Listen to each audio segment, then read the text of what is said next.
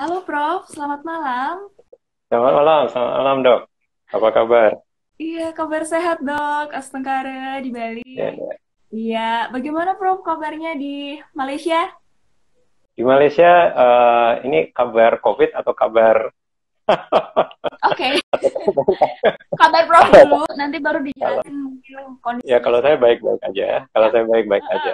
Tapi oke. tapi kalau soal COVID ya kasusnya meningkat ya. Ya artinya Malaysia ya meningkat. Artinya Malaysia tidak bisa lepas dari kecenderungan apa yang terjadi pada peringkat global pada saat ini ya. Di mana kita Ya. melihat gelombang kedua di Eropa, di tempat lain, tapi di Malaysia sendiri gelombang ketiga kita menyebutnya. Jadi kenaikannya sendiri cukup tinggi ya kondisi tersebut ya, artinya ada kenaikan yang cukup signifikan. Ya, sama seperti kita di Indonesia ya Prof ya. Untuk hari ini saja kasus baru harian 5.272, kemudian sehingga totalnya semua mencapai sekitar 460 ribuan. Jadi Ya, ya, di tengah kenaikan inilah kita akan membahas bagaimana orang-orang bisa menganggap dirinya tentang kebal terhadap COVID. Nah, ya. Prof, mungkin langsung saja kalau tentang kebal COVID ini sebenarnya apakah mungkin dialami untuk orang-orang? Karena selama ini kan kita sudah dari bulan Maret ya Prof ya sampai bulan November sekarang itu udah cukup lama. Untuk mereka-mereka yang belum pernah terjangkit COVID-19, mereka akan menganggap bahwa oh, saya nggak pakai masker juga tanpa protokol kesehatan, ya sehat-sehat aja. Nah, bagaimana pandangan Prof sebagai Ya, jadi ada yang mengatakan oh saya kebal COVID kok, saya ke apa ke tempat-tempat umum nggak pakai masker, tapi saya kok nggak sakit gitu ya. Uh, di sini sebenarnya istilah kebal itu bisa bisa diartikan bermacam-macam ya. Jadi kalau yang dimaksud dengan kebal tidak kena virus ya dan tidak sakit, tidak kena virus dan tidak sakit, itu namanya kebal 100% ya, tidak kena virus dan tidak sakit. Itu kebal 100% dan itu tidak mungkin ya. Kemudian ada juga yang dimaksud dengan kekebalan parsial ya, kekebalan sebagian. Itu kena virus ya, kena virus tetapi gejalanya ringan ya. Itu bisa juga disebut sebagai kebal tapi kekebalannya parsial. Dan juga ada kekebalan parsial. Jadi yang dimaksud dengan kekebalan itu bermacam-macam, tergantung apa yang dimaksud. Uh, uh, uh, Kemudian gejalanya ringan. Ya, itu sudah dihitung sebagai kebal loh, atau terkena virus sakit tapi tidak mati, itu pun sudah dihitung sebagai kebal. Tetapi kalau kekebalan dimaksudkan kita tidak terkena virus sama sekali, itu tidak mungkin. Ya, jadi tergantung apa yang dimaksud dengan kekebalan. Dan sekali lagi saya harus tekankan bahwa tidak mungkin bagi kita untuk tidak terpapar 100% untuk mendefinisikan sebagai kebal. Mungkin sakitnya ringan, itu pun kebal. Mungkin sakit tapi tidak mati, tapi itu pun sudah disebut sebagai kebal. Oke ya. Kalau beberapa penelitian kemarin sempat saya lihat juga di feednya Prof bahwa em, kemungkinan ada bahwa kita pernah kena virus corona yang jenis lain, Prof. Sehingga jadinya kita nggak kena corona yang bisa bikin COVID. Nah, kalau itu seperti apa, Prof? Oke, betul. Jadi sebenarnya ada 4 jenis virus corona ya. Yang gejalanya ringan ya. Kita menyebutnya sebagai common cold atau selesma ya. Itu ada 4. Ya. Jadi virus corona yang bisa menulari manusia itu ada 7. Uh, 4 diantaranya gejalanya sangat ringan ya. Kita menyebutnya sebagai selesma atau pilek ya. Dan kemudian 3 itu gejalanya berat, yaitu MERS, SARS ya, dan COVID ya, COVID-19 ya. 90% manusia itu pernah tertular virus corona ya, 4 jenis virus corona yang gejalanya ringan ya. Uh, Namanya HKU1, OC43, 229E, dan satu lagi kalau nggak salah NL63.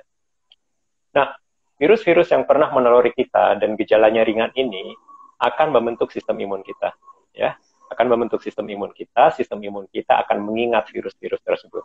Oke, nah Ada beberapa penelitian, ya, sebenarnya bukan penelitian baru, ya, sudah dari beberapa bulan sebelumnya, 5 atau 6 bulan sebelumnya, bahwa ada orang-orang yang tidak pernah terkena COVID, ya, yang tidak pernah tertular virus SARS-CoV-2, ternyata di dalam darahnya ada kekebalan terhadap SARS-CoV-2.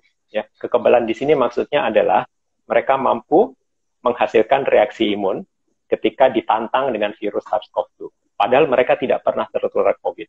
Kenapa? Tahu dari mana mereka tidak pernah tertular COVID? Karena darah mereka diambil pada tahun 2011 sampai 2019, di mana pada waktu itu COVID belum ada. Ya. Nah, ini kemudian memunculkan hipotesis, memunculkan dugaan bahwa sistem imun kita yang terbentuk ketika kita tertular virus-virus corona tersebut yang menyebabkan pilek bisa memberi kita sedikit kekebalan terhadap COVID-19, ya, berdasarkan hasil tersebut. Tetapi sekali lagi, ini baru hasil penelitian di lab, ya, di mana ketika darah mereka ditantang dengan bagian virus SARS-CoV-2, ternyata darah mereka bereaksi. Artinya apa? Darah mereka mampu mengenali virus SARS-CoV-2. Tapi apakah ini akan memiliki mekanisme, akan memiliki manifestasi klinis, kita belum tahu. Apakah hal ini menyebabkan kita menjadi kebal terhadap COVID-19, kita belum tahu. Apakah hal ini membuat kita bisa meringankan gejala klinis kalau kita terkena COVID-19, itu pun kita belum tahu. Ya, jadi itu semua baru hasil percobaan di lab, dan kita belum tahu manifestasi klinisnya seperti apa. Jadi tingkatannya masih di hipotesis, apa baru di dugaan gitu ya, Prof ya? Ya, masih di hipotesis bahwa sistem imun kita bisa mengenali virus COVID, ya, karena sistem imun kita pernah mengenali virus corona, saudara-saudaranya virus COVID, seperti itu, Dok. Jadi belum bisa dibilang bahwa ini kabar baik ya, Prof ya, karena harus masih membutuhkan penelitian lebih lanjut. Apakah seperti itu ya, Prof, maksudnya? Bagi saya ini bisa jadi kabar buruk, ya. Jadi bisa kabar Kabar baik. buruk? Iya, bisa. Kabar baiknya ya, mungkin tubuh kita memiliki sedikit kekebalan terhadap COVID. Mungkin ya. Misalnya kita terkena virus, ya, COVID, kemudian kita tidak sakit, ya, atau kita jadi OTG, atau kalaupun sakit gejalanya tidak berat. Ya, artinya kekebalan parsial, ya, seperti saya katakan ketika kita memulai acara live ini. Tetapi ada berita buruknya.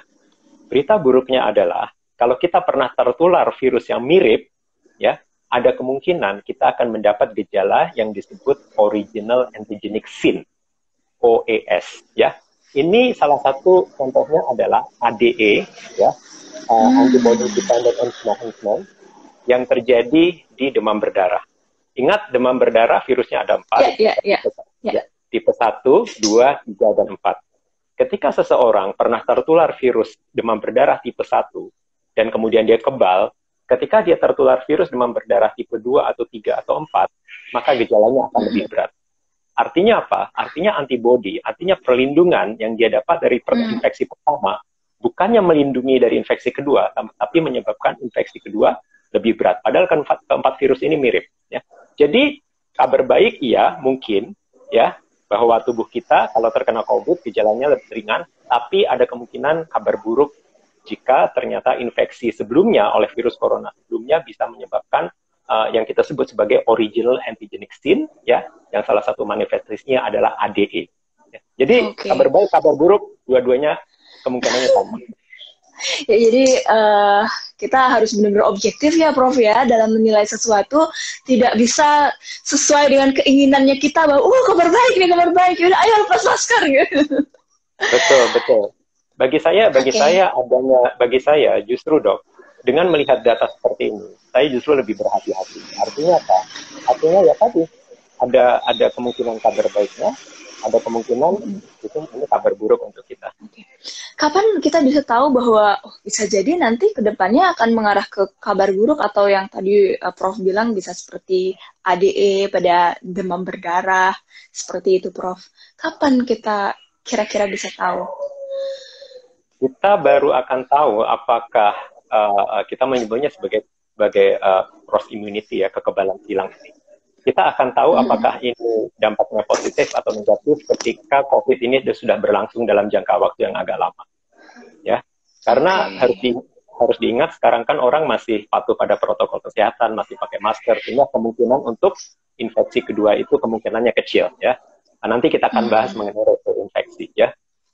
Iya, iya, Nanti iya, ketika oke. orang sudah abai pada protokol kesehatan, sudah buka masker, dan kemungkinan terjadi infeksi kedua itu besar, dari situ kita akan tahu apakah kekebalan pre-existing, apakah kekebalan yang kita dapatkan dari virus sebelumnya itu akan menjadi berkah atau menjadi kutukan untuk kita.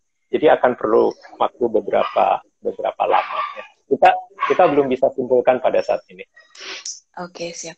Nah, kalau untuk terkait saat ini kan kita sedang berharap bahwa kita akan mendapatkan pertolongan dari vaksin ya, Prof ya, yang saat ini sudah dikembangkan di berbagai negara. Kemudian juga bahkan beberapa bulan lalu sudah ada wacana bahwa nanti November kita akan vaksin seperti itu. Nah, untuk vaksinasi ini sebenarnya kalau menurut Prof, apakah bisa menjadi solusi? Ya udah selesai vaksin, udah selesai perjuangan ya, kita udah menang melawan pandemi COVID. Ya, sebenarnya tidak bisa dikatakan seperti itu ya. Yang pertama yang harus saya garis bawahi, dalam sejarah umat manusia, hanya ada satu virus yang berhasil kita musnahkan dengan vaksin, yaitu virus cacar, smallpox ya. Dan itu pun butuh waktu 200 tahun ya, dari tahun 1786 sampai tahun 1980. Jadi perlu butuh waktu hampir 200 tahun ya untuk memusnahkannya. Itu pun dengan vaksin ya, upaya vaksinasi yang masif sekali. Kalau ditanyakan apakah dengan adanya vaksin ini akan menyebabkan COVID ini kemudian hilang, tentu kita harus lihat dari 3 faktor. Ya. Yang pertama adalah berapa persen efektivitas vaksin, ya, berapa persen efektivitas vaksin, dan menurut yang saya baca minimal 80%, ya, minimal 80% efektivitasnya. Ya. Yang kedua adalah berapa persen jumlah penduduk yang divaksin. Ya. Tentu kita sudah dengar minimal 70%, ya, minimal 70% yang divaksin. Ya. Kemudian yang ketiga adalah berapa tingkat penularan COVID ketika vaksinasi itu dimulai. Misalnya ketika vaksinasi itu dimulai, baru 5% penduduk yang tertular, tentu berbeda kalau ketika pertama kali divaksin, 20% penduduk tertular. Ya. Itu beda hasilnya.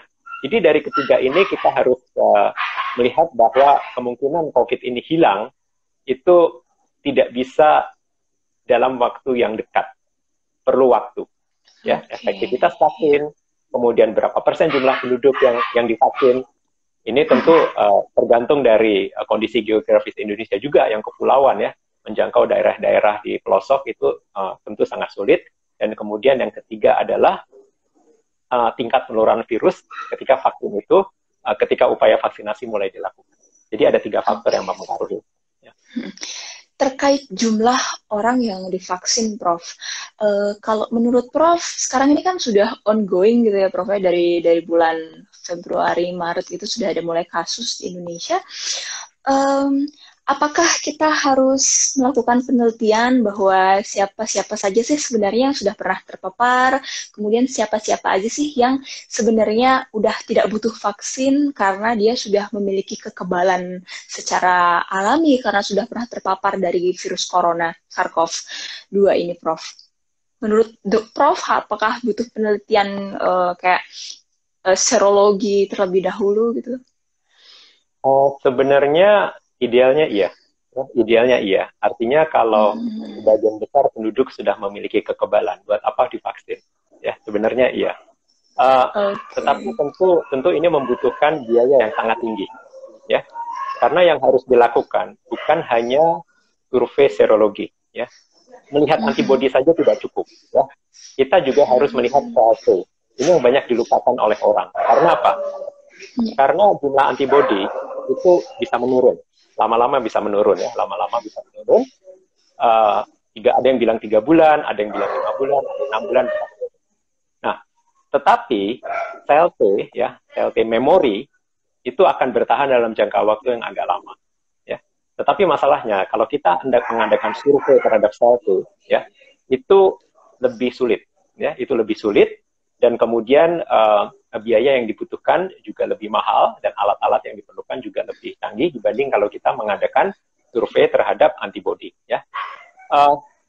Saya kasih contoh misalnya di Kenya ya. Di Kenya itu dari hasil survei serologi ternyata 4,3% penduduknya itu sudah memiliki antibodi terhadap SARS-CoV-2 ya. Dan angka kematiannya 341 orang yang mati. Nah, 4,3% penduduk yang memiliki kekebalan ini setara dengan Spanyol. Ya, setara dengan Spanyol. Spanyol itu 5% penduduknya sudah memiliki kekebalan dalam bentuk antibodi terhadap SARS-CoV-2, tapi angka kematiannya 40.000 orang. Jadi artinya apa? Artinya penduduk Kenya ini lebih kebal terhadap COVID dibanding penduduk Spanyol. Ya, kalau saya jadi presiden Kenya, saya nggak usah beli vaksin, karena saya tahu penduduk saya kebal. Karena dengan tingkat serologi yang sama dengan Spanyol, artinya 5% penduduk sudah memiliki antibodi, sedangkan angka kematiannya berbeda jauh. Kenya 341. Jadi sudah 10 bulan pandemi yang mati hanya 341.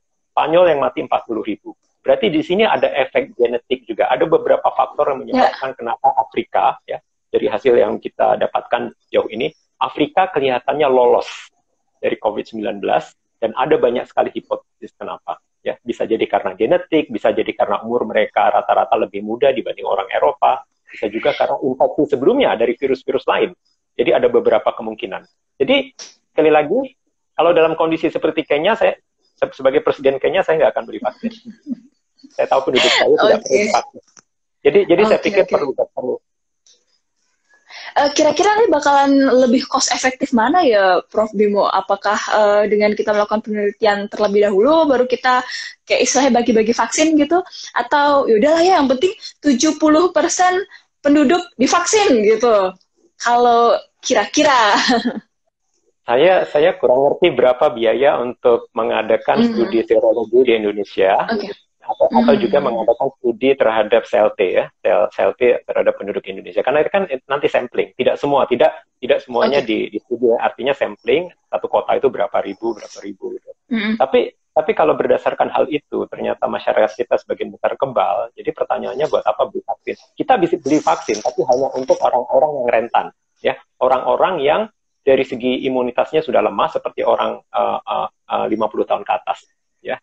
Jadi mereka perlu divaksin, ya, kalau menurut saya. Tapi kalau berdasarkan hasil studi survei serologi dan juga survei sel T, ya, ternyata penduduk Indonesia memiliki kekebalan tinggi sama seperti penduduk Kenya. Untuk yang muda-muda mungkin tidak perlu divaksin, tapi kita kan tidak ada informasi seperti itu. Kita tidak punya informasi itu, ya. Jadi ya seperti dilakukan pemerintah kita, ya vaksin diimpor dan semua 70% harus divaksin. Tapi kira-kira menarik juga ya, Prof. Kalau misalnya kita kan banyak suku ya, Prof, ya, dari Sabang sampai Merauke. Nah, apakah mungkin nih nanti saudara-saudara kita yang di Papua misalnya atau di daerah lain gitu, ternyata lebih kebal dibanding dengan saudara-saudara yang ada di Jawa atau Bali gitu? Bisa jadi ya, Prof, ya, sebenarnya ya, Prof, ada kemungkinan seperti itu. Itu harus diteliti, Dok. Itu harus diteliti, ya. Salah satu hal menarik. Kita lihat di Amerika, kematian itu paling banyak terjadi pada blacks, ya, pada orang-orang Afro-Amerika. Sementara leluhur mereka, nenek moyang mereka di Afrika itu lebih kebal terhadap COVID-19. Angka kematiannya rendah sekali, ya. Kenapa jadi justru berbeda ya? Betul. Jadi mereka sama-sama berasal dari Afrika, ya. Artinya orang-orang yang Afro-Amerikan di Amerika ini kan baru sekitar 200 tahun ya. Jadi belum lama ya. Tetapi dari segi kerentanannya terhadap COVID itu sudah jauh sekali. Jadi apakah ada efek dari makanan, ada apa efek dari lingkungan, saya juga kurang tahu.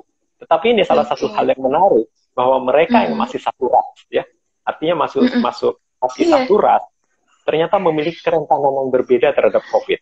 Ini menarik sekali. Bagaimana dengan di Indonesia? Kita sama-sama Melayu tapi beda suku, beda lifestyle, bisa aja. Jadi sebenarnya peran dari para ilmuwan untuk melakukan penelitian itu sangat dibutuhkan ya, Prof, ya, untuk kita lebih memahami tentang penyakit ini ya, Prof, ya. Jadi harus dilibatkan sebenarnya ilmuwan ya dengan lebih intens lagi. Nah, Prof, saya ingin bertanya kalau terkait dengan apa istilahnya sekarang reinfeksi, tadi kan sempat disinggung. Sejauh mana sih para ilmuwan sudah mengetahui faktor-faktor yang mempengaruhi reinfeksi atau infeksi ulang, infeksi kedua kah, atau kedua aja ya Prof yang saat ini baru-baru ketahuan sudah pernah kena tapi kena lagi gitu. Sejauh mana yang sudah diketahui faktor risikonya? Ya, ya jadi reinfeksi atau infeksi kedua untuk COVID ini sebenarnya kasus yang sangat jarang, Dok, ya. Untuk sampai bulan lalu, sampai bulan Oktober, itu baru sekitar 25 orang ya, yang mengalami reinfeksi. Itu yang dilaporkan ya, yang tidak dilaporkan saya tidak tahu ya. Nah, itu jarang sekali ya. Itu jarang sekali. Sebabnya ada banyak dugaan ya. Dari beberapa pasien yang virusnya berhasil diisolasi dan kemudian di-sequence ya untuk melihat identitasnya. Misalnya ada satu kasus di bulan Oktober, baru dipublikasi bulan Oktober, satu kasus pria di Nevada di Amerika, itu dilihat identitas virusnya antara infeksi pertama dan kedua. Ternyata virusnya beda, sudah bermutasi. Ya. Berarti dari kekebalan yang didapat dari virus pertama, dari infeksi pertama, itu tidak mampu melindungi dia dari infeksi kedua, karena mutasi virus.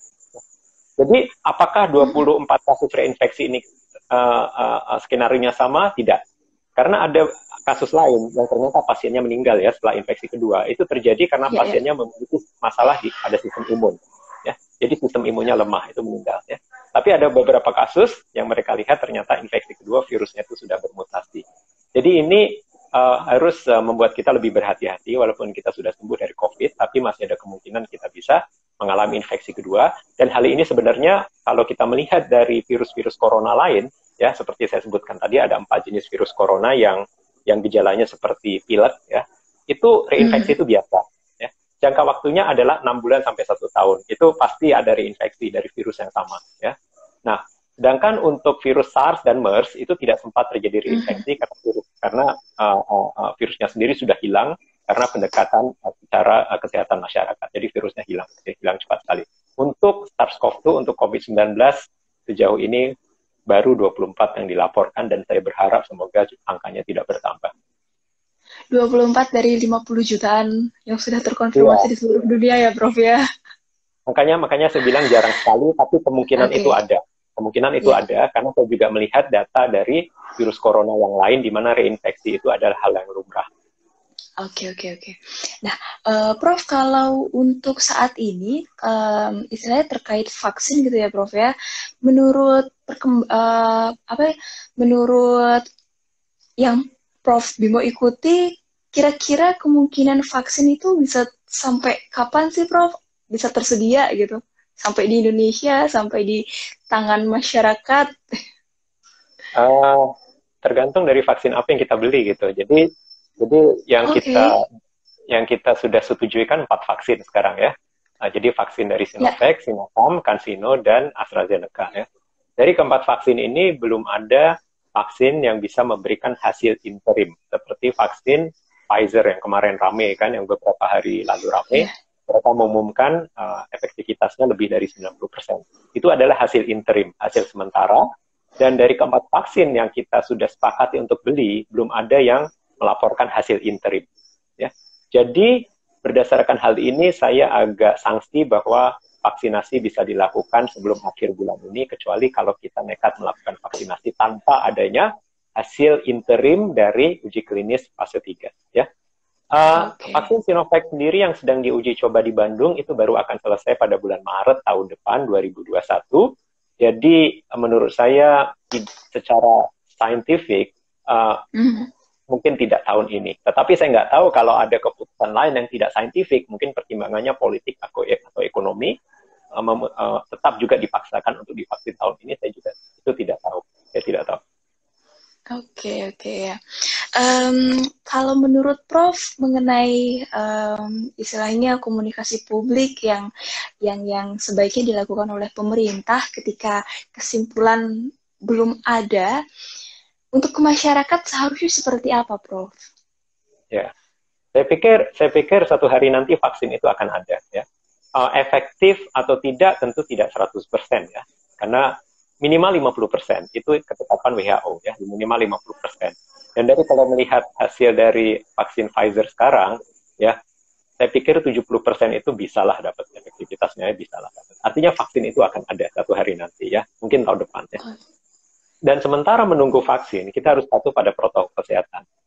harus tetap pakai masker, jaga jarak, jangan kumpul-kumpul, acara nikahan jangan rame-rame gitu ya. Karena apa? Karena kita ingin mencegah. Ya, karena kita ingin mencegah virus ini untuk bermutasi. Ya. Karena apa? Karena virus ini semakin lama dia menular, semakin sering dia berpindah dari satu inang ke inang lain, dari satu manusia ke manusia lain, maka kemungkinan mutasi akan sangat besar. Dan ketika virus ini sudah bermutasi, kita lihat di kasus reinfeksi, maka kemungkinan untuk reinfeksi besar sekali. Dan juga kemungkinan untuk vaksin menjadi tidak efektif itu juga besar sekali. Karena apa? Karena vaksin ini mulai didesain itu 6 bulan, 7 bulan yang lalu kan. Sekarang virusnya sudah bermutasi kemana-mana, dikhawatirkan ketika vaksin ini diberikan nanti tahun depan, itu mutasinya sudah berbeda dengan virus yang 7 atau 8 bulan lalu.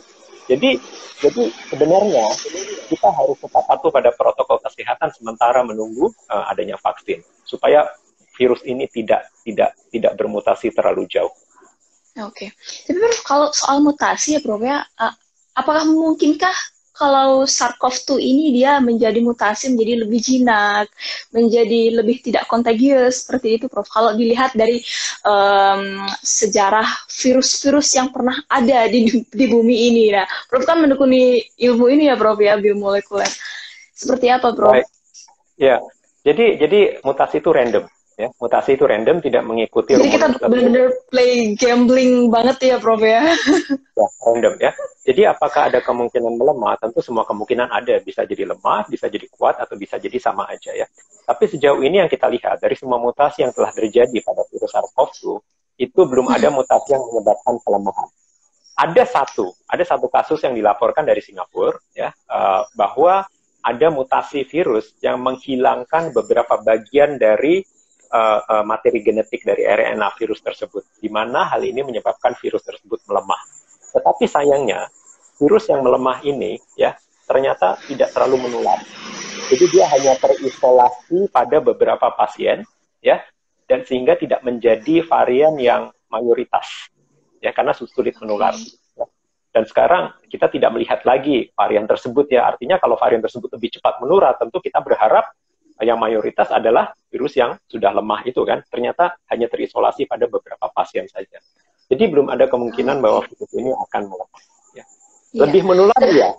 Oleh karena itu ada terjadi peningkatan kasus gelombang kedua di Eropa, itu karena mutasi yang terjadi menyebabkan virus ini menjadi lebih cepat menular. Oke. Yang kemarin juga sempat saya bahas sama Mas Riza Putranto nih, kebetulan bareng bahwa yang mutasi D164G itu ya. Oke ya. Ya, ini udah ada beberapa pertanyaan Prof yang mau masuk, yang udah masuk, sorry. Saya grogi soalnya sama Prof Bimo. Iya. Jadi oke, langsung saja dari tes salut kita, biasanya berapa lama ya setelah uji fase ketiga selesai hingga vaksin bisa didapatkan oleh masyarakat, Prof? Nah, ini apa saja yang menjadi faktor dari vaksinnya udah jadi, udah disetujui gitu, hasil uji klinisnya bisa sampai di tangannya masyarakat? Ya, jadi sebenarnya tidak perlu menunggu sampai uji klinis tahap 3 selesai, karena ada yang namanya izin penggunaan darurat. Izin penggunaan darurat artinya kalau sudah ada hasil interim seperti vaksin Pfizer yang kemarin ya, artinya 90% efektif, mereka sudah bisa minta izin penggunaan darurat, ya, izin penggunaan darurat. Nah, kalau ternyata mereka mendapat izin penggunaan darurat, ya, baik dari FDA ataupun dari otoritas setempat, mereka sudah bisa memproduksi vaksin. Berapa lama vaksin ini diproduksi tentu tergantung dari kapasitas produksi pabrik masing-masing. Dan kemudian berapa lama vaksin ini akan sampai ke masyarakat tentu tergantung rantai distribusinya. Anda tinggal di kota besar atau di kota kecil atau di kepulauan. Ya, semakin Anda tinggal di pelosok, maka vaksin ini akan semakin lama untuk sampai ke Anda. Ya, jadi semuanya tergantung dari faktor-faktor yang sebenarnya bukan saintifik, tapi misalnya kayak distribusi, kemudian cold chain, beberapa vaksin perlu disimpan di suhu rendah. Itu ada nggak di desa-desa? Kalau tidak ada di desa berarti harus disimpan di kota. Berarti orang-orang harus datang ke kota untuk divaksin. Jadi ada banyak sekali hal yang harus dipikirkan. Untuk logistiknya, Prof ya.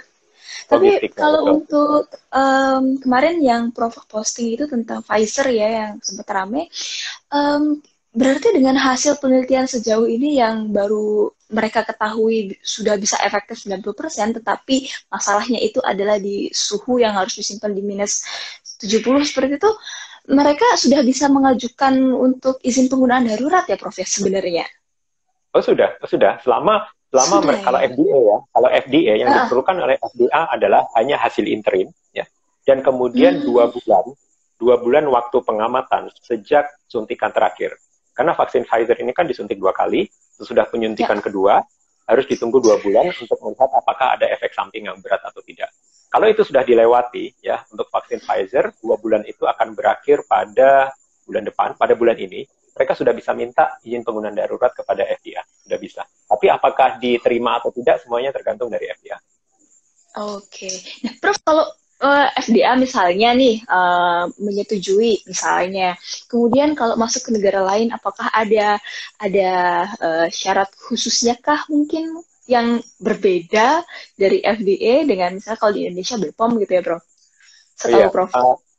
Biasanya karena FDA ini adalah otoritas yang cukup ketat ya dalam memberikan izin penggunaan darurat. Biasanya BPOM mengikuti, ya, karena tentu BPOM sendiri akan melihat ya apa kriteria yang digunakan oleh FDA untuk menerima satu vaksin. Tentu hal ini kalau ternyata kriteria yang dipakai sangat ketat, tentu BPOM mengikuti. Ya. Ada misalnya kasus misalnya hidroksikloroquine. Nah, hidroksikloroquine itu mendapatkan izin penggunaan darurat dari FDA, itu BPOM mengikuti. Ya, langsung mengikuti, langsung diikuti. Oke ya Prof, terima kasih. Kemudian ini dari Anissa Risman, bisa tes sendiri nggak ya Prof kalau untuk tahu apakah kita memiliki kekebalan badan terhadap COVID?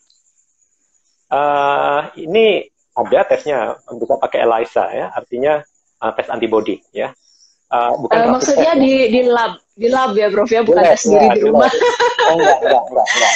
Tetap harus dianalisis dengan mesin kan ya maksudnya. Oke ya.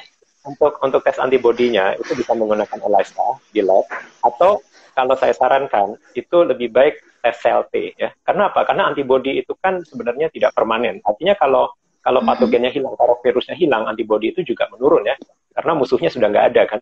Tetapi yang paling penting adalah memorinya. Misalnya Anda nggak pernah terkena COVID ya.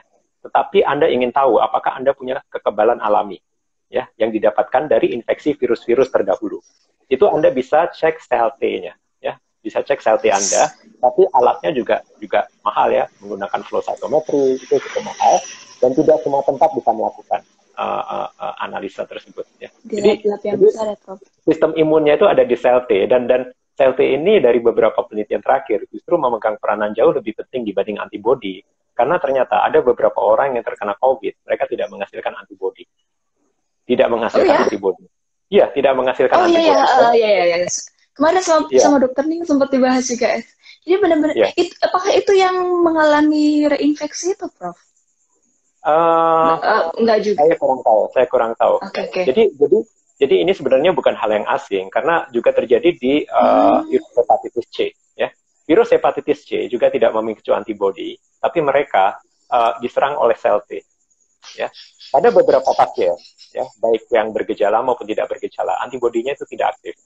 Ternyata mekanisme pertahanannya melalui sel T, yaitu pertahanan lini kedua. Ya. Oleh karena itu, saya tegaskan bahwa menguji apakah Anda pernah terinfeksi COVID atau tidak menggunakan rapid test, itu adalah hal yang bodoh. Ya. Rapid test antibody maksudnya ya, Prof ya? Rapid test antibody. Karena beberapa orang, mereka kena COVID, mereka tidak ada antibody. Yang harusnya dilakukan adalah swab test, ya, atau tes CLT. Dan CLT itu tentu mahal ya. Itu mahal. CLT itu yang CD4, itu ya, Prof? Ya, CD4 dan CD8, tapi biasanya kita mengukur IFN gamma. Itu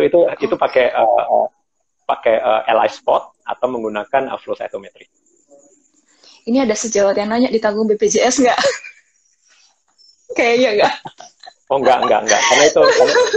Karena itu belum menjadi Bukan, program bukan untuk nasional. diagnosis ya. Jadi Tapi dalam gini, Dok. untuk Iya, gini, penelitian Dok. ya, Prof. Iya, betul. Saya pikir ini merupakan hal yang Kalau seharusnya Apple banget dijadikan loh. fokus oleh pemerintah. Karena apa? Karena pernah terjadi ketika pandemi tahun 2009. Mungkin dokter masih ingat, pada waktu itu tahun 2009 terjadi pandemi H1N1, flu babi. Ya. Ya, flu babi. Ya, itu juga dinyatakan sebagai pandemi oleh WHO. Ya, artinya pada waktu itu WHO beranggapan, kenapa dia memutuskan itu sebagai pandemi? Karena mereka beranggapan itu virusnya baru dan kita sebagai manusia tidak memiliki kekebalan. Ya, ternyata setelah dilihat data, ya, ternyata trennya aneh. Kematian itu paling banyak dari orang yang berusia 25 sampai 49 tahun. Jadi orang muda yang banyak mati itu. Justru orang tua dan anak-anak itu mereka terlindungi, mereka kebal dalam tanda kutip ya. Dan setelah diteliti, ternyata apa? Ternyata orang-orang tua ini dulu beberapa dekade yang lalu sebelum 2009 mereka sudah pernah terkena infeksi virus yang mirip dengan H1N1. Dan ini kemudian memberikan mereka kekebalan terhadap pandemi tahun 2009. Jadi bentuk kurvanya itu aneh, kurva kematiannya itu. Yang banyak mati itu yang orang muda. Ternyata usia produktif. Kalau orang tua dan anak-anak itu rendah sekali yang mati. Oleh karena itu, WHO lantas mengubah pendapatnya.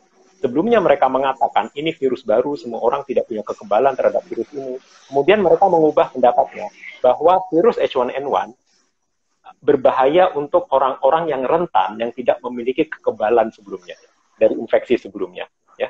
Jadi ketika saya melihat kasus-kasus bahwa beberapa kasus yang saya lihat di Eropa, di Singapura, di Amerika, bahwa ada orang-orang yang memiliki kekebalan dari virus corona sebelumnya, sebelum COVID, ini seperti deja vu untuk saya. Dokter tahu kan deja vu itu seperti melihat sesuatu yang dulu rasanya pernah terjadi. Artinya apa? Kekebalan yang kita dapatkan dari infeksi virus sebelumnya itu memberikan kita sedikit perlindungan. Dan saya pikir ini yang harus pemerintah betul-betul teliti. Apakah rakyat kita itu memiliki sedikit kekebalan terhadap COVID, dan dari situ pemerintah ya tentu bisa mengambil tindakan selanjutnya. Apakah vaksin itu perlu? Apakah lockdown itu perlu? Ya.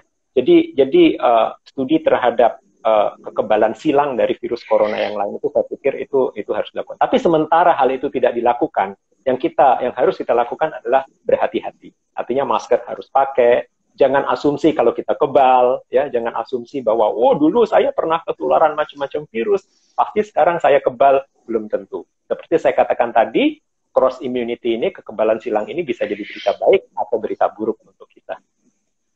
Oke, ya Prof, thank you untuk penjelasannya. Ini ada yang bertanya. Kayak dari STRAK, apakah orang bisa pernah terpapar masih bisa dilakukan vaksin? Apakah perlu tes antibodi dulu atau tahu jenis strain mana yang dikembangkan di vaksin sama yang pernah menginfeksi berbeda? Oke. Kalau untuk vaksin, Prof, itu apakah dia akan misalnya kayak yang saya tahu misalnya kayak beberapa vaksin itu kan ada yang bivalen, ada yang trivalen, ada yang quadrivalen. Nah, kira-kira kalau yang untuk COVID ini yang tipe mana aja, Prof? Pertanyaan saya bener nggak? Apakah kita harus tahu kita dulu diinfeksi yang mutasi apa kayak gitu, baru menentukan apakah kita butuh vaksin apa enggak, gitu, Prof?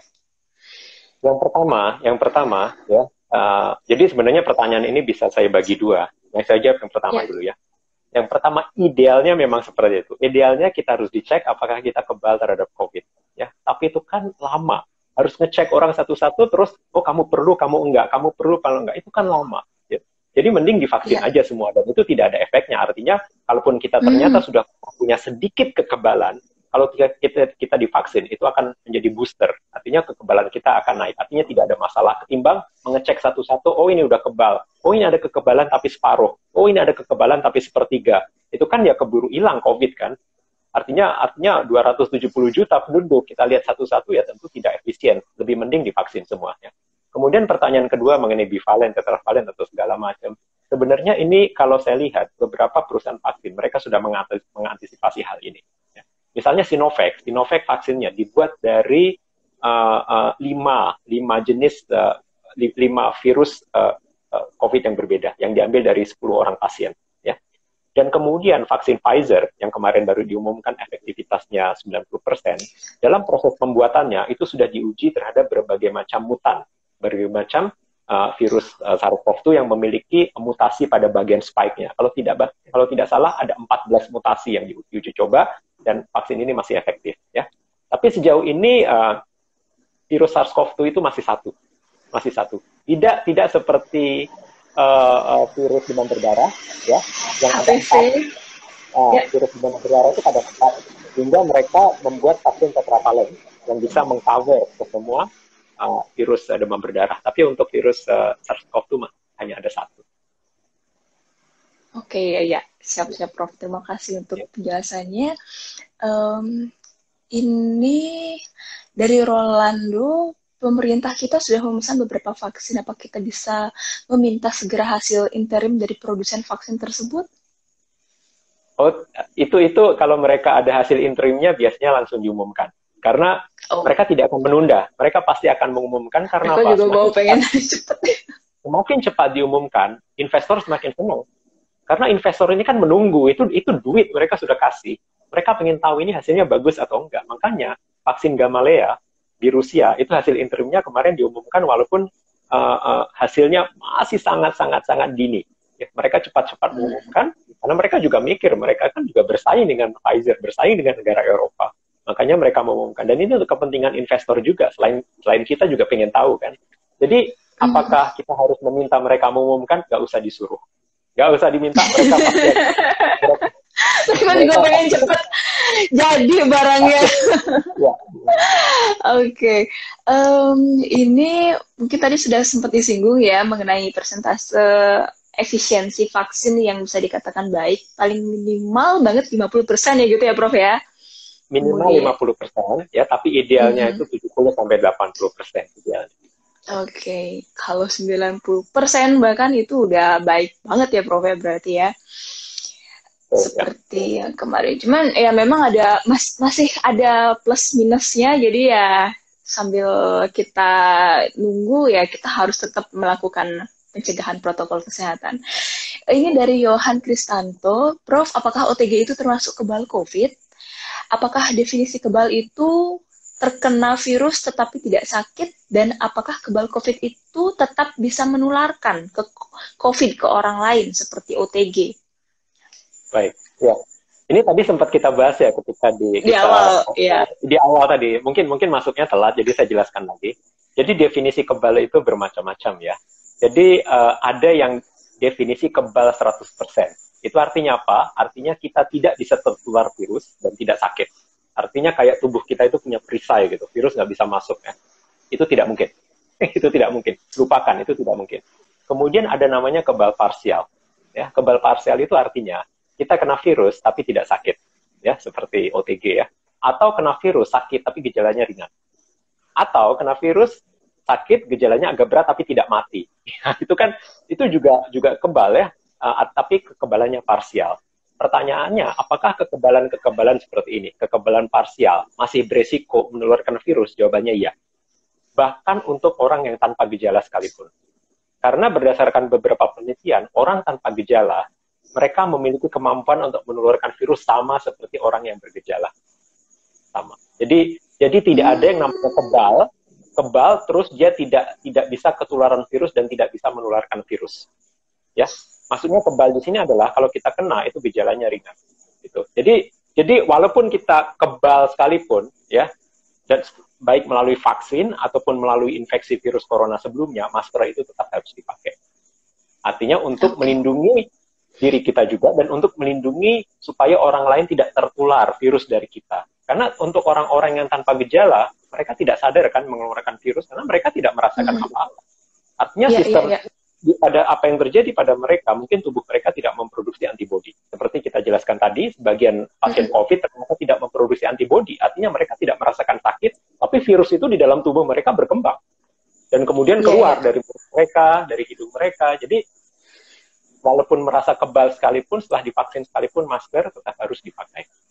Ya, kalau dulu kita beranggapan bahwa hanya bisa melalui bersin dan juga batuk ya Prof, ya, tetapi semakin ke sini muncul penelitian-penelitian bahwa bisa melalui aerosol juga, bisa melalui hembusan nafas, apalagi orang tertawa, bicara, nyanyi, ketawa, teriak.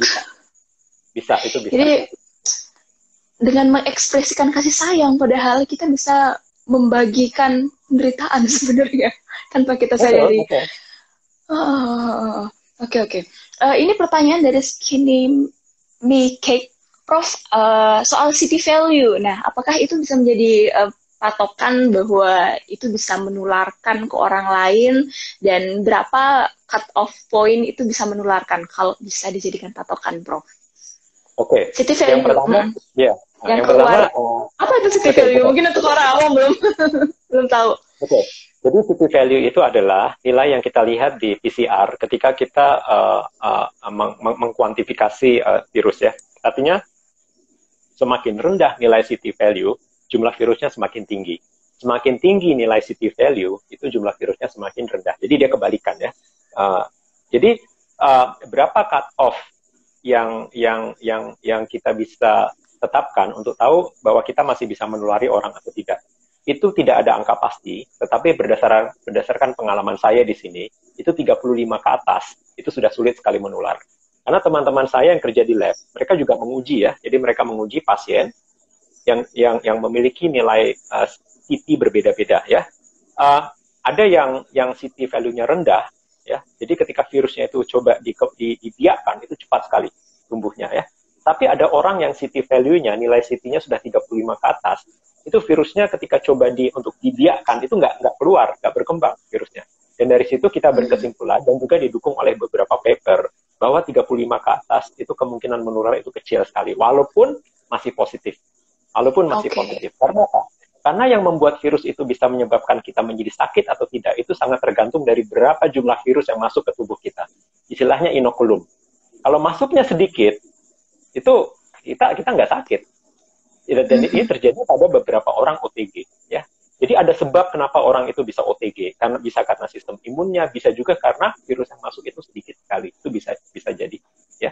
Jadi sekali lagi tidak ada patokan pastinya berapa, karena alatnya juga beda-beda dan juga primer yang digunakan untuk PCR berbeda-beda. Tapi kalau berdasarkan pengalaman saya dan teman-teman di sini, 35 ke atas itu sulit sekali untuk menular. Oke. Pertanyaan lanjutannya, apakah city value itu harus dicantumkan, Prof, dari hasil PCR? Karena ada pasien yang nanya, loh kok saya nggak ada dok? Kok punya saya ada? Ini apa artinya gitu? Kalau menurut Prof sebenarnya itu penting nggak sih dok untuk dicantumkan? Tidak ada kewajiban untuk mencantumkan. Tidak ada kewajiban. Bahkan laporan-laporan yang kita kasih ke pasien dari sini saya lihat juga tidak ditulis berapa gitu. Hanya positif dan negatif saja. Tapi kita yang menetapkan cut off-nya. Kita yang menetapkan cut off-nya berapa. Itu pihak rumah sakit, pihak kita yang menetapkan.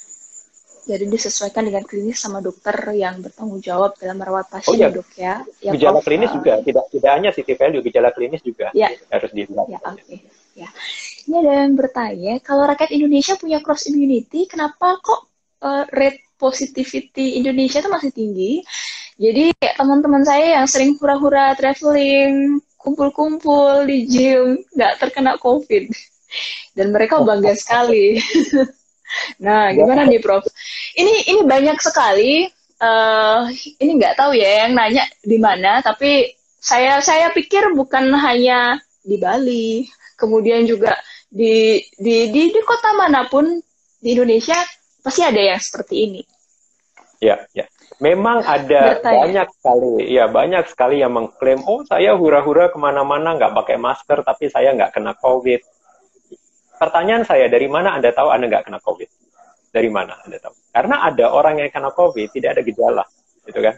Bisa karena jumlah virus yang masih sedikit, atau bisa karena tubuhnya tidak membentuk antibodi. Ya, OTG itu banyak sekali. Ya. Jadi kita tetap mengkategorikan mereka sebagai positif COVID, walaupun mereka tidak bergejala. Dan parahnya, mereka inilah yang karena mereka tidak sadar ya, karena mereka tidak bergejala, mereka inilah yang kemudian menjadi penyebar COVID. Mereka pulang ke rumahnya, berinteraksi dengan orang tuanya, berinteraksi dengan orang lain, dan mereka terkena COVID. Ya, jadi jangan mudah untuk mengklaim saya tidak kena COVID hanya karena mereka tidak bergejala. Sebelum Anda melakukan swab test, jangan pernah mengklaim saya tidak terkena COVID. Iya, iya.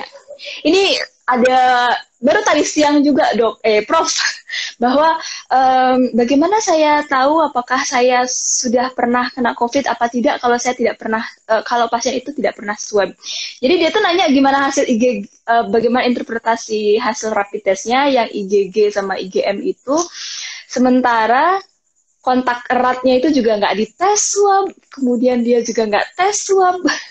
Jadi kan nggak tahu kan apakah orang itu positif COVID apa enggak sebenarnya. Karena yang seharusnya gold standard yang dilakukan tidak dilakukan ya Prof ya. Dan kalau orang sehat pun dalam rangka apa mereka ngetes COVID gitu akan sangat jarang, kecuali yang baru tadi saya baca beritanya ada di Jawa Tengah.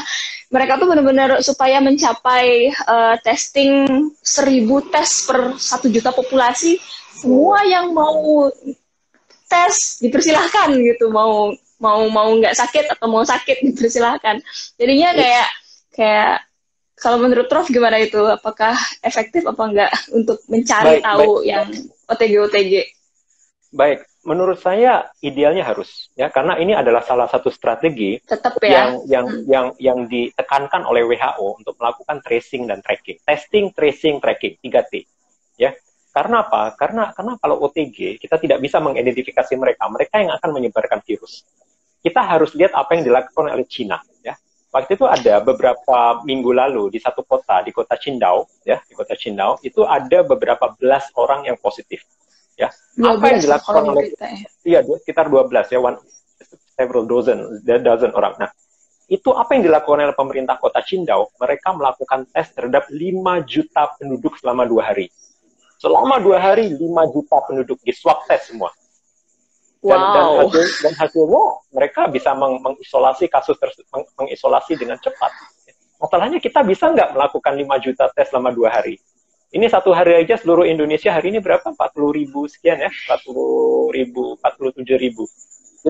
Jadi kita masih ketinggalan sekali dalam urusan testing, tracking dan testing ya, testing, tracing dan tracking. Kalau kita bisa melakukan hal itu, sebenarnya kita tidak butuh vaksin dok. Seperti Cina kan nggak butuh vaksin banget, makanya vaksinnya semua dijual keluar. Karena apa? Karena mereka sangat yakin, mereka akan mampu menangani COVID dengan menggunakan pendekatan yang seperti disarankan oleh WHO, dengan melakukan testing, tracing, dan tracking. Jadi begitu ada beberapa orang yang terkena COVID, itu langsung satu kota di testing semua, yang positif diisolasi, selesai.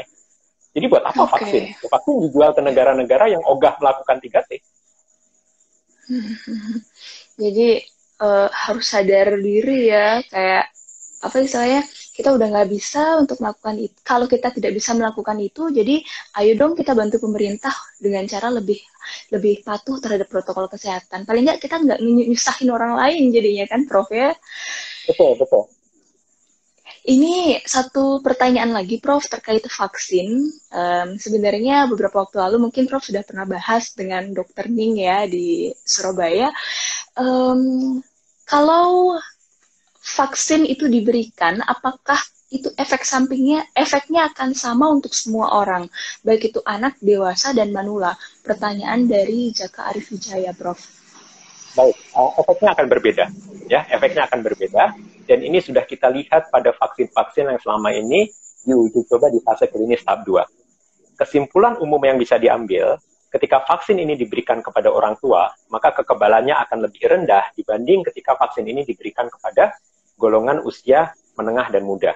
Karena wajar kan, karena orang tua kan sistem imunnya lebih lemah ya. Artinya ketika Anda berikan vaksin, sistem imunnya itu akan lebih lama untuk membentuk antibodi dan juga untuk mengaktifkan sel T.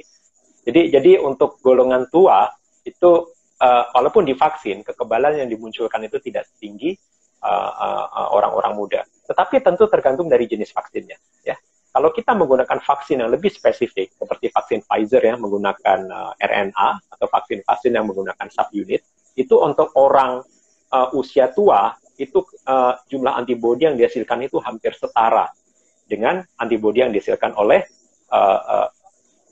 oleh orang-orang yang usianya lebih muda. Tapi kalau kita menggunakan whole virus, menggunakan seluruh virus, seperti misalnya vaksin Sinovac dan vaksin Sinovac, itu kekebalan yang dimiliki oleh orang tua itu lebih rendah dibanding kekebalan yang dimiliki oleh orang-orang muda. Jadi tergantung dari jenis vaksinnya. Tapi secara umum ada kecenderungan ya untuk orang tua mereka lebih lambat untuk membentuk antibodi. Oke, ya.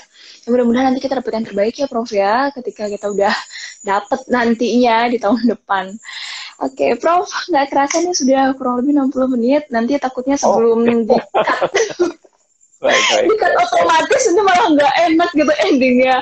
Jadi saya ingin mendapatkan apa istilahnya kalau dari Prof Bimo sendiri pesan penting yang ingin disampaikan untuk masyarakat netizen Indonesia. Ya. Pesan penting saya sesuai topik hari ini ya, apa bisa kita kebal COVID? Jangan terlalu optimis, ya, jangan terlalu optimis karena semuanya masih data-data yang kita lihat masih data-data awal ya, bahwa kekebalan dari virus corona sebelumnya bisa memberikan kita kekebalan sebagian itu masih terlalu dini untuk bisa disimpulkan. Ya. Tetapi tentu ada satu hal yang bisa kita pelajari dari sini bahwa akan sangat baik kalau pemerintah kita bisa memetakan kekebalan rakyat Indonesia, artinya berapa persen sih tingkat kekebalan kita, sama seperti yang dilakukan oleh pemerintah Kenya, baru publikasi di paper Science bulan lalu, itu bagus sekali. Paling tidak kita mendapat gambaran bagaimana kekebalan rakyat kita, apakah rendah atau tinggi terhadap COVID-19. Dan juga sementara belum ada kesimpulan yang solid, apakah kita kebal atau tidak, protokol kesehatan itu tetap harus diikuti, pakai masker, jaga jarak, mencuci tangan, itu tetap harus diikuti, sampai kita berhasil menemukan satu data yang solid, yang bisa mengatakan bahwa populasi kita ini sebenarnya rentan atau kebal terhadap COVID. Sementara tidak ada kesimpulan seperti itu, protokol kesehatan tetap harus diikuti. Oke, iya. Luar biasa banget Prof Bimo Aryo Tejo untuk sharingnya pada malam hari ini. Jadi saya rasa teman-teman sudah bisa menyimpulkan sendiri ya, dan tidak perlu saya simpulkan lagi karena kayak semuanya sudah dijelaskan secara lengkap oleh Prof Bimo dari awal sampai akhir. Tapi kalau misalnya teman-teman baru bergabung di pertengahan, silahkan nanti bisa diikuti dari awal lagi ya, ulang, karena nanti akan saya repost di IGTV saya. Sekali lagi Prof Bimo, terima kasih untuk sharingnya malam hari ini. Sehat selalu ya Prof ya, bersama keluarga di Malaysia. Dan saya senang banget Prof Bimo mau sharing, tetap memberikan semangat dan juga kayak bukan mengapi-api, bukan membakar ya, tapi kayak menyulut semangat para edukator, health educator yang ada di Indonesia, memberikan semangat meskipun ada jauh di Malaysia, tapi banyak banget yang bisa tetap Prof lakukan untuk Indonesia. Malam hari ini aja pakai batik ya Prof ya. Sementara saya saya tahu karena Prof Bimo selalu pakai batik setiap diwawancarai, baik itu sama di GTV ataupun di TV nasional. Oke, Prof Bimo sekali lagi terima kasih banyak. Bisa dilihat ya batik saya ada berapa. Artinya kalau ada batiknya yang terulang berarti saya cuma punya batik kan. Oh, berarti Ibu bisa aja. Oke, terima kasih banyak sekali lagi teman-teman yang sudah gabung. Silakan nanti mudah-mudahan ini bisa bermanfaat. Dan jangan lupa supaya kepalanya nggak berat sendiri, informasinya tolong disebarkan ke orang lain. Jadi supaya teman-teman kita yang lain yang belum sadar, mungkin barangkali kita bisa memberikan pengertian, pemahaman dari ilmu-ilmu yang sudah dibagikan oleh Prof Bimo pada malam hari ini. Semoga bermanfaat. Itu dia obrolan kita bersama Profesor Bimo Aryo Tejo yang saat ini sedang berada di Malaysia sebagai Associate Professor di University Putra Malaysia. Sehat selalu ya Prof ya. Selamat malam. Terima kasih Dok. Selamat malam.